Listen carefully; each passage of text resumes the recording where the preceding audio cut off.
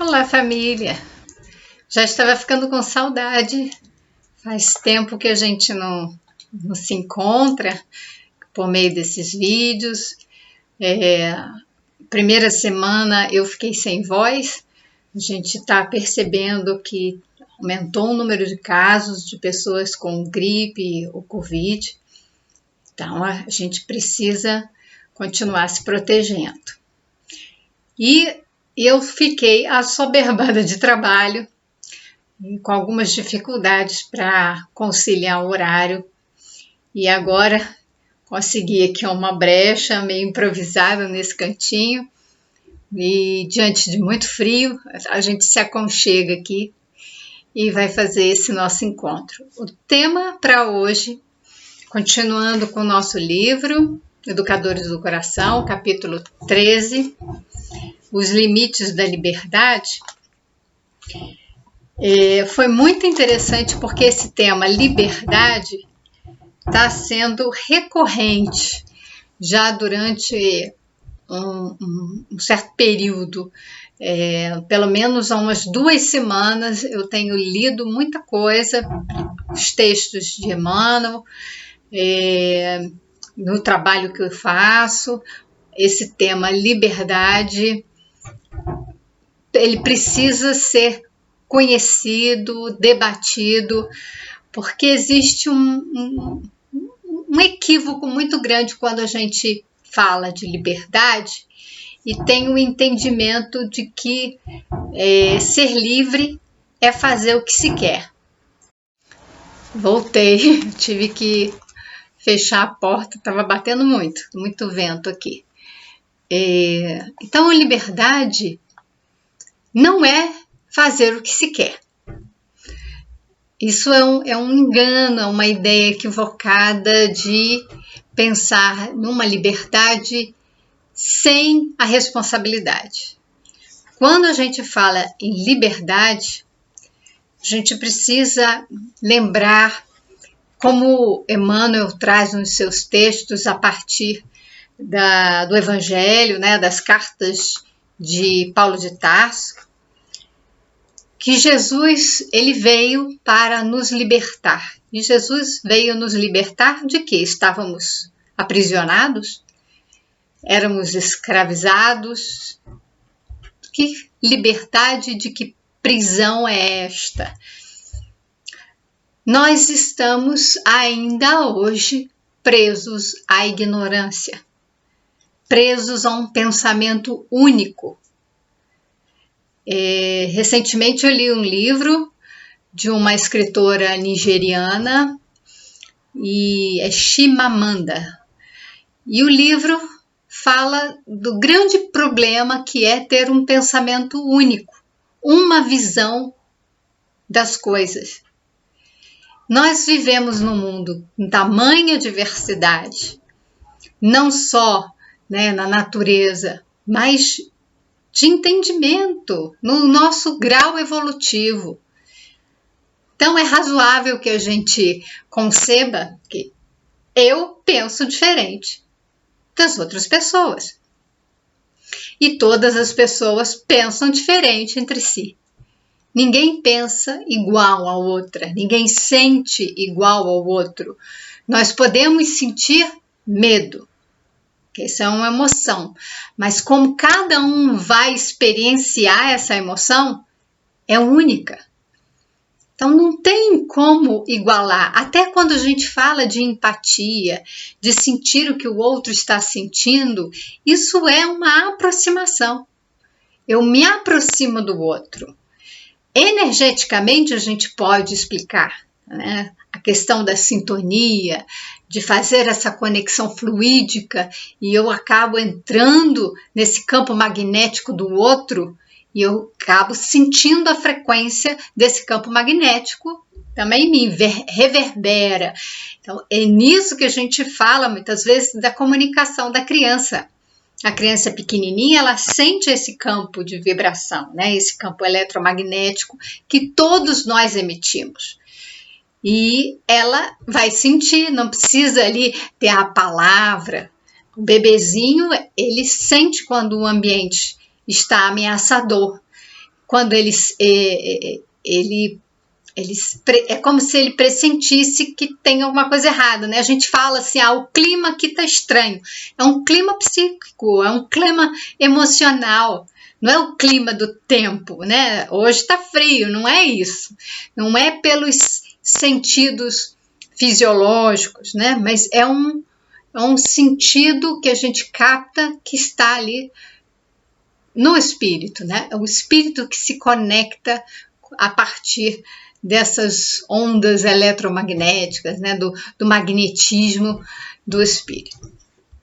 Dito isso, quando a gente fala dessa liberdade, Jesus veio nos libertar da ignorância, né?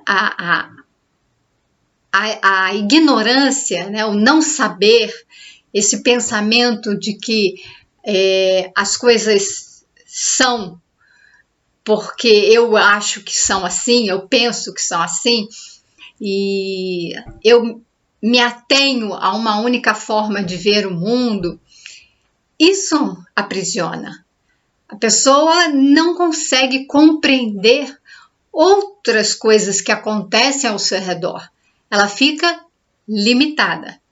Então, quando a gente fala dos limites da liberdade, não é só que a gente está colocando limite ali onde a criança poderia estar fazendo algo inadequado. Então, a gente vai educar a criança colocando limites porque ela não tem capacidade de fazer todas as coisas, de compreender todas as coisas para fazer esse julgamento daquilo que é bom, daquilo que é certo. A criança, ela precisa da liberdade. Ela precisa da liberdade para se desenvolver. Assim como nós. Nós não temos condições de vivermos oprimidos. A opressão, ela nos faz mal. Ela nos leva a um adoecimento psíquico e físico. Então, o que nós queremos dizer de colocar limite? É porque o adulto ele já tem a noção do que pode colocar a criança em risco, do que essa criança, ao fazer, pode colocar alguém em risco. Então, é um limite, é como se fosse uma muralha, ela tem que ser colocada de uma forma firme, dizendo para a criança, por exemplo, né? Uma caneta, né? Ela foi feita com propósito, ela foi feita para a gente escrever. O papel é o lugar mais adequado, não é na parede. Então, a gente tem que dizer para a criança, não é para escrever na parede. Vamos colocar aqui um papel para você desenhar, para você escrever. Colocar esse limite não precisa ser de forma agressiva, né? A gente dá uma opção para a criança do que ela pode fazer, mas diz para ela aquilo que ela não pode fazer. Então, determinados objetos, eles foram feitos para um determinado fim, tá? O uso dele. Quando a gente usa de outra forma, a gente pode colocar em risco as pessoas e até o ambiente. Então, se eu pego vou brincar com palitos de fósforos, eu posso colocar fogo numa cortina, num tapete, então eu preciso equilibrar essas coisas. E o adulto, ele precisa estar monitorando, ele precisa estar orientando a criança. Então, a liberdade, ela possui uma limitação, né? Nós, de acordo com o nosso grau evolutivo, nós vamos experimentar isso, que a liberdade, ela não é plena. E tudo que nós fizermos tem uma consequência. Então, a liberdade sempre acompanha a responsabilidade. Na educação das crianças, como é que a gente pode entender isso? Primeiro lugar que nós temos que nos libertar da ignorância, estudando, aprendendo, conhecendo a criança, interagindo com ela, também entendendo o que é meu, quais são as minhas emoções, o que me pertence em termos de sentimentos, de pensamentos e o que pertence à criança. Isso eu estou falando porque muitas vezes a gente coloca na criança, deposita nela nossas expectativas. Então a gente quer que ela realize determinadas coisas, então a gente acaba exigindo da criança muito mais do que ela pode dar. Existe ali um limite do que ela pode oferecer por conta do seu desenvolvimento. O desenvolvimento cerebral, a gente já falou muito disso, a gente não pode querer que uma criança que está com 6 anos, começando o seu processo de alfabetização, que ela saia escrevendo um diário com 20 linhas. Isso não é uma tarefa para a criança desenvolver nessa idade. A gente pode pedir para a criança que ela escreva algumas palavras. Ela não tem ainda a capacidade de formar frases. Isso é lição. Ela vai evoluindo, ela vai aprendendo e ela vai conquistando essa habilidade e se desenvolvendo. Nesse sentido, fazendo essa analogia, a gente não pode exigir da criança que ela, por exemplo, dê conta no seu relacionamento. Olha só que interessante. Crianças entre 4 e 6 anos, elas estão começando a se socializar. O que isso quer dizer? Que até então ela estava com outras crianças, mas ela não interagia, ela não brinca, numa brincadeira coletiva, ela brinca ao lado de outras crianças, mas não é uma interação que elas vão fazer umas brincadeiras juntas. Isso é importante de dizer, porque a criança pequena, até os 3 anos, ela pode apanhar os seus brinquedos e falar, não, ninguém vai pegar meus brinquedos, isso aqui são meus, porque ela está ainda numa idade em que o seu desenvolvimento faz com que ela não socialize com os outros, ela não tem a capacidade ainda de compartilhar o brinquedo dela com as outras crianças e brincar junto com eles. Naquele momento, aquilo ali é o mundinho dela, aquilo ali lhe pertence. Então, assim, se a gente vai exigir que essa criança empreste um brinquedo para outra, ainda mais se ela estiver brincando com esse brinquedo.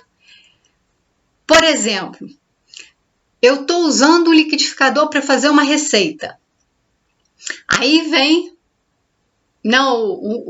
uma pessoa, pode ser o companheiro, pode ser o filho mais velho, eu tenho um filho de 25 anos. Ele chega lá e pode falar, mãe, eu quero fazer uma vitamina e quero usar esse liquidificador. Mas eu estou usando para fazer um bolo, vou bater a massa aqui do bolo no liquidificador. Mas eu quero usar. Você me dá ele aí porque eu quero usar para vitamina, mas eu estou usando.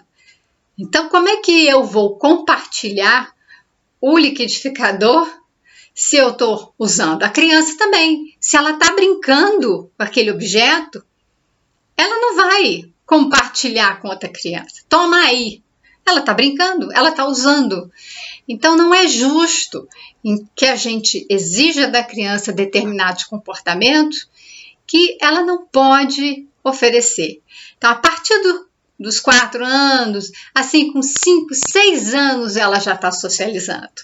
Ela já tem capacidade, ela já vai colocando crianças ali para interagir com ela. Mas nessa idade de 4 anos, 5 anos, ela brinca com pares, Ela forma pares. Fazer grupos grandes é difícil para a criança. Então ela brinca com pais, ela brinca com o irmão, ela brinca com uma irmã, ela brinca com um amiguinho. Chamar um amiguinho para casa. E aí o que acontece? Outro dia mesmo eu presenciei, assim, o amiguinho do meu filho veio brincar e ele veio acompanhado do irmão, que é menorzinho. Os dois ficaram brincando e o menorzinho ficou ali, passeando pela casa, ficou conversando comigo, a gente leu letrinhas, ele está com 6 anos aprendendo, né, a ler, a escrever, então eu fiquei interagindo com ele, porque os dois maiores, apesar de terem capacidade, né, de socialização, mas é difícil incluir aquele outro naquela dupla ali, né, incluir o outro ainda mais quando o outro é muito menor. É preciso compreender isso e não exigir da criança que ela faça determinadas coisas, porque a gente acha que, olha, está rejeitando. Não é que está rejeitando, tem uma dificuldade, às vezes, para desenvolver uma atividade englobando todo mundo. Isso é conhecer o desenvolvimento infantil. Então, com relação à liberdade, nós precisamos conduzir a criança porque ela vai estar explorando o meio, ela vai estar manipulando os objetos, ela quer conhecer, explorar e ela pode pedir coisas. Então, eu quero chegar num ponto em que a gente vai ter que analisar que se Jesus veio nos trazer o conhecimento para nos libertar da ignorância, foi para quê? Foi para que nós conhecêssemos aquilo que Jesus trouxe de ensino. Então, sairíamos da ignorância porque Jesus nos trouxe o seu ensinamento. Que ensinamento foi esse que ele trouxe? As leis divinas. Ele veio falar de Deus como um pai amoroso. Ele veio falar da justiça que Deus faz. E não o que a gente diz que é justiça aqui no mundo, ela não é a justiça divina. A gente sabe disso. Então ele veio falar de uma relação com esse Criador, que é uma relação de pai, de uma relação amorosa, é uma relação em que ele nos acolhe, e Jesus deu exemplo, né? Nos acolhe, nos ensina, nos cura, nos encaminha. Então Jesus curava e dizia, olha, não faça mais o que te levou a ficar doente. Não peques mais, não desvie mais do caminho. Maria Montessori, ela fala que a criança, ela se desvia do caminho, né? Então o pecado é um desvio, é o desvio do caminho, que só há um caminho. Só há um caminho que leva para Deus, e existem vários caminhos que desviam desse, né? Nosso objetivo, a finalidade do Espírito é evoluir ao encontro de Deus. Então Jesus veio trazer e dizer que ele era o caminho. Então só tem um caminho. Jesus disse que ele era o caminho, a verdade. Então só tem uma verdade. E a vida. Que só vamos ao Pai por ele, ou seja, por esse caminho, seguindo essa verdade. E essa verdade são as leis divinas. Então estaremos livres da ignorância, conhecendo as leis divinas, para poder seguir o caminho que leva ao encontro de Deus. É isso que nós temos que fazer com as nossas crianças. Temos que libertá-las, deixá-las livres, para que elas desenvolvam as leis divinas nela. Ou seja, para Maria Montessori, a criança ela tem um impulso natural. Então, nós, quando éramos crianças, né? Então o Espírito vem com um impulso natural que nos leva a Deus, nos leva a cumprir as leis divinas. E o que acaba acontecendo é um desvio pela interferência do adulto, que é autoritário ou permissivo. E esse é o outro ponto da nossa conversa. Na educação, nós temos discutido muito isso, do autoritarismo que nós trazemos de uma herança, de uma infância muito reprimida pelo adulto, porque até então a infância não existia, né? Existe um livro chamado A Descoberta da Infância, e que há uma trajetória, se eu não estou enganada, é do Neil Postman, mas eu ponho nas descrições aqui do vídeo, e fala desse percurso em que tudo era propriedade do homem. O homem era o patriarca. Então se falava em poder patriarcal. O poder desse homem, do patriarca, ele tinha sobre as terras, os escravos, as mulheres, né, ou a esposa e os filhos. Direito, inclusive, de vida e de morte. Isso foi alterando durante, claro, né, nossa evolução. A reencarnação. A reencarnação faz que, uma vez patriarca, nasça como uma mulher e passe pela opressão que sofreu do autoritarismo, né? A gente fala do machismo. Então, isso é algo que é da nossa história. Só que a lei do progresso tem esses ciclos, né? Ou então a gente vai dizer em uma espiral de evolução em que nós trocamos de papéis. Um dia somos escravos, outro dia nós somos aqueles que libertaram os escravos, que lutaram pela igualdade. Em outra, nós fomos aqueles que oprimiram e escravizaram. Então, nós tivemos que passar por tudo isso para poder compreender e sair de uma única visão. Essa visão estreita, limitante, para que a gente possa enxergar a vida com a lei divina, né? A justiça divina, fazendo com que a gente tenha que reparar os nossos equívocos e voltar para o caminho, né, que leva à verdade, que leva até o Pai. Então, nesse pêndulo, vamos dizer, né? O que o pêndulo faz? Ele oscila, né, de um ponto para o outro, um ponto para o outro. Então, sai de uma extremidade e vai para outra extremidade. Então, de uma extremidade de autoritarismo, se vai para uma extremidade de permissividade. E a permissividade também é algo que é prejudicial. Né? Dizer agora que a criança é livre para fazer tudo o que ela quer. Eu deixo, ela me pede, eu deixo ela fazer o que ela quer. Com isso, vamos estar igualmente prejudicando a criança.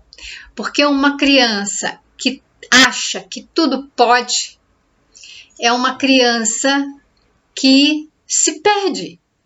Tanto a que tem pais autoritários que não permitem, né, essas duas situações de total permissão, então a permissividade, e um ponto em que tudo é proibido, né, tudo ali é controlado, é uma criança que se torna muito dependente, ela não sabe se guiar, ela não sabe fazer escolhas. Dentro da perspectiva do autoritarismo, essa criança, ela tem ali alguém dizendo para ela o que ela tem que fazer. Ela não pode fazer aquilo, ela não pode experimentar, ela não pode isso, mas então ela tem que fazer aquilo, aquilo outro. Então ela é orientada a fazer algumas coisas ainda que ela não queira. Geralmente o que acontece com essas crianças é que elas vão dar um jeitinho de fazer o que elas querem. É o desvio, né? Vai ter um desvio aí para que elas possam fazer aquilo que elas, né, estão interessadas. Tem aí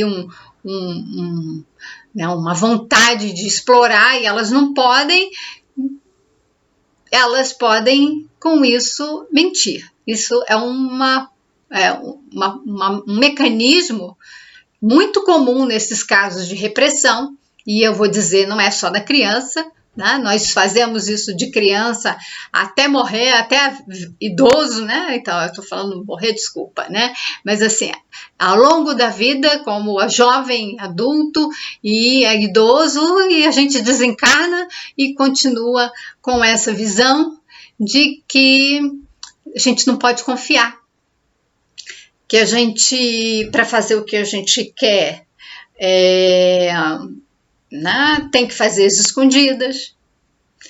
Então, é um controle exercido ali e que gera uma falta de confiança. Não tem conexão com esses pais. No lado da permissividade, você tem pais que parecem que têm medo de lidar com a criança. Pais que dizem que querem ver os filhos felizes, mas uma inabilidade emocional para lidar com a frustração da criança. Então a criança diz, eu quero tal coisa, a gente sabe que não é o melhor, que não está indicado, né? Mas a criança vai, eu quero, e entra numa situação que nos constrange. O adulto fica constrangido, ele não tem habilidade para orientar a criança para que ela saiba, né, colocar ali um limite, falando, olha, agora isso não vai ser possível, nós vamos fazer isso em outro momento, ou então lidar com ela exatamente com a frustração de dizer, sinto muito, não vai ser possível fazer isso que você quer. E a criança, mas eu quero sustentar isso. Tem pais e mães que não conseguem sustentar e fazem o quê? Dá logo para essa criança aquilo que ela quer, porque ela para de chorar, ela para de fazer a mãe, ela para de fazer esse comportamento que eu não suporto e ela me deixa em paz. Então, é mais um problema dos pais, os dois casos, né? São problemas relativos à incapacidade desses pais lidarem com as crianças, as suas emoções, os seus pedidos, os seus desejos, as suas frustrações. Então, essa criança que tudo recebe é uma criança que não vai conseguir, quando for frustrada, saber como se guiar nisso. Né? Ela não vai ter recursos, não desenvolveu recursos para lidar com essas situações em que ela vai encontrar barreiras que vão interromper. Ela vai, eu quero. E quando a criança fica dizendo muito isso, olha, eu quero, a gente tende a dizer que essa criança é uma tirana, que ela está exigindo, que ela está mandando, que ela toda hora pede. Vamos entender isso um pouquinho melhor. Não é que a criança seja tirana, é uma criança que ela não consegue fazer isso sozinha. Então ela exige do adulto que faça, que permita, que dê, né? E ela própria não se vê capaz, ela se vê impedida de fazer por ela própria. Ela não teve a liberdade para poder desenvolver essas habilidades, para desenvolver o que ela perceber, né? O que ela gosta, o que ela precisa. Porque a criança, ela vai buscar aquilo que ela precisa para se desenvolver. Então, nesse pêndulo, não quer dizer que a gente tem que buscar o caminho do meio, não. Isso é outra coisa interessante. A gente usa essa metáfora assim do pêndulo, né? E buscando que o pêndulo ele vai parar aqui ele para. ele para de se movimentar. E não é exatamente essa imagem que a gente deve ter com relação à criança, né? Não é um caminho em que está equilibrado porque está parado. Não, o equilíbrio ele é dinâmico, a vida é dinâmica. Então, o que a gente vai propor é que não é encontrar um meio termo entre o autoritarismo e a permissividade, é encontrar um caminho que é novo, um caminho em que haja respeito, um caminho em que haja o acolhimento daquela criança, em que os pais tenham essa capacidade desenvolvida, eles tenham recurso para se conectar com a criança e poder conduzi-la. É um caminho de liberdade em que nós, junto com a criança, saímos de uma condição que nos aprisiona a uma forma de ver o mundo, nos aprisiona a sempre aos mesmos tipos de comportamento, para uma abertura para desenvolver as nossas potencialidades, criar novas formas de agir. Então, isso nos abre para o conhecimento, Então, é uma criança que ela vai se desenvolver, ela vai olhar para diante, olhar para o mundo na sua relação com as pessoas e com o mundo, como alguém que vai ter criatividade, vai ser espontânea, ela vai cultivar nas relações a confiança, ela vai se sentir com autonomia para poder fazer as coisas, mas entendendo que isso também os outros têm e precisam. Então, há um respeito ao espaço do outro, eu não invado. Tudo isso é no caminho. E como Jesus falou, né? É estar livre para poder obedecer às leis divinas. Quando Emmanuel explica isso, né, das cartas de Paulo, essa passagem está também em Gálatas e em Coríntios, o que está querendo dizer é que vamos estar livres para, de bom grado, de boa vontade, fazer aquilo que está na lei. Quando a gente cumpre a lei divina, nós também nos libertamos da matéria, vamos evoluindo, então nós vamos nos libertando da matéria, vamos nos purificando. Esse é o caminho da liberdade. É nossa evolução, nós nos libertamos da matéria. E esse caminho da evolução é esse caminho da obediência. A obediência numa entrega, o abandono do ego, que está vinculado à encarnação, ao corpo, àquela personalidade, nós vamos nos libertando para que Deus habite em nós, para que Deus se manifeste em nós. Essa é a real liberdade. Esse é o caminho que a gente deseja para as nossas crianças, para que elas se desenvolvam seguindo um fluxo natural desse impulso que as leis divinas elas possam nos guiar, nos comandar para a nossa evolução. Então, nós adultos precisamos estar cientes disso, fazer esse processo da nossa libertação para, seguindo as leis divinas, conduzir as crianças pelo mesmo caminho. Eu espero que vocês fiquem bem, tenham uma ótima semana, que Deus nos abençoe e a gente se vê no próximo encontro.